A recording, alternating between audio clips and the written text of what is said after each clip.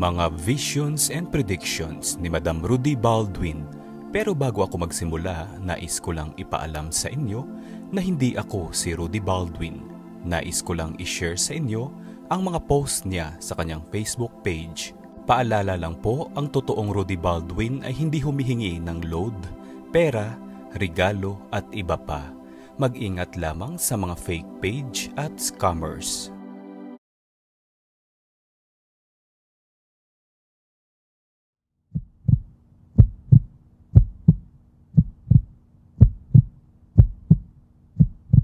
Hello mga boss and welcome back to my channel.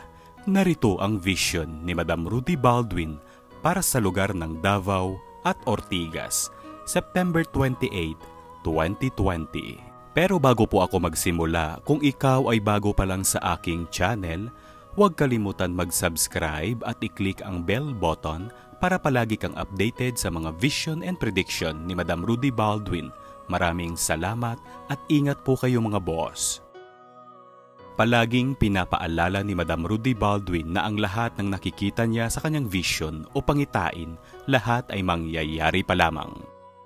Mga boss, may bagong post na vision si Madam Rudy Baldwin sa kanyang Facebook page para sa lugar ng Davao at Ortigas, kung saan ang unang vision ni Madam Rudy Baldwin ay para sa lugar ng Davao. Nakikita ni Madam sa kanyang vision ang malakas na lindol na mangyayari pa lamang sa Davao. Sunog at nakuryente ay nakikita din ni Madam, kaya palaging pinapaalala ni Madam, mag-ingat ang lahat. Ang pangalawang vision ni Madam Rudy Baldwin ay para sa lugar ng Ortigas. Mag-ingat lamang ang lahat dahil aksidente ng motor ay isa sa mga una na nakikita ni Madam na mangyayari sa Ortigas. At pinapayo lang ni Madam sa lahat ng mga taga-Ortigas, mag-ingat sa mga bagay na maging sanhi ng sunog. Lahat ng ito ay nakikita ni Madam na mangyayari pa lamang. Mga boss, kung gusto mong malaman ang buong detalye ng nakikita ni Madam na mangyayari sa mga lugar na ito, panuorin ang video na ito hanggang sa huli.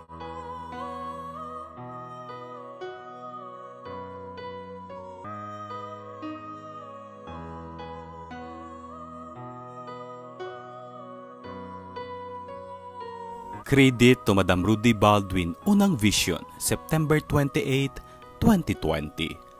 Davao Vision. Nakikita ko sa vision ko ang malakas na lindol na papasok at mangyayari pa lamang. May nakita ako sa vision ko na tinatawag na magkasunod lang na lindol. At hindi lang isa ito, meron pa. Lahat ito ay mangyayari pa lamang. Ngunit nakita ko sa vision ko ang pangyayari na halos sunod-sunod na kuryente dahil na din sa napabayaang mga wire ng kuryente. At may bata akong nakita na nasawi ng dahil sa kuryente. Mga taga Davao, maging mapagmatsyag sa bahay nyo o kahit saan pa. Dahil sa vision ko, sunod-sunod ang nakuryente. Maging maingat lamang lalo na sa mga kuryente. Mga taga Davao, lahat sunog napakalaki nakikita ko sa vision ko. Malapit ito sa mga gusaling bahay o kondo. Malapit lang sa kalsada at hardware. Maging maingat lamang ang lahat at huwag pabaya sa mga bagay-bagay. Huwag makalimot na manalangin palagi.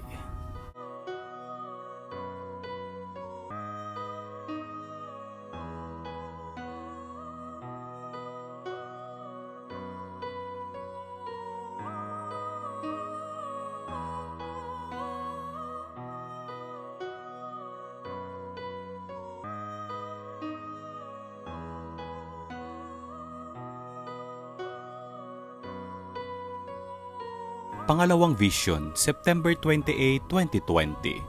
Ortigas Vision.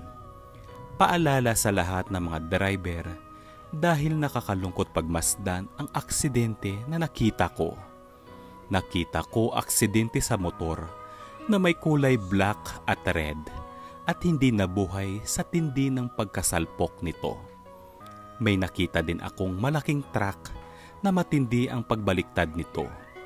Kaya lahat ng mga driver maging maingat lamang sa pagmamaneho, lalo na sa mga kotse o kahit anong sasakyan na may kulay red at white, kahit gray, dahil matindi ang isang insidente at aksidente akong nakikita sa vision ko.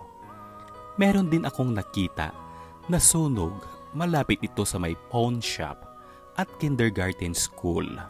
Hindi kalayuan sa police station. Maging mapagmatsyag sa lahat ng bagay na maging sanhi ng sunog upang lahat ng ito ay maiwasan at hindi mangyayari. Maging maingat din sa pagmamaneho upang aksidente ay maiwasan at huwag makalimot na manalangin.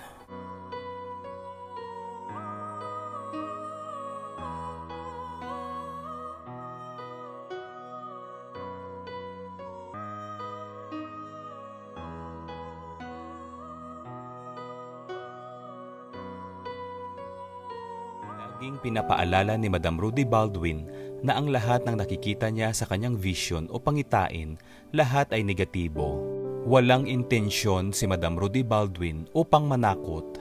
Lahat ng ito ay pawang mga babala lamang upang lahat tayo makapaghanda kung sakaling mangyari man ito.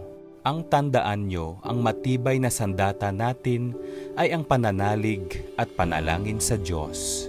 Bago po tayo magtapos, pinapaalala ko lang po na ang totoong Facebook page ni Madam Rudy Baldwin ay may 2.8 million plus of likes and 3 million plus of followers.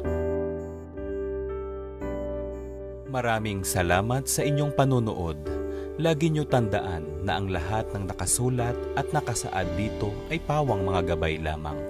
Tayo pa rin ang gagawa ng ating kapalaran sa tulong at gabay ng ating mahal na Panginoon. Huwag niyo pong kalimutan mag-like, share, at subscribe sa aking YouTube channel. Maraming salamat. See you next time. Bye-bye!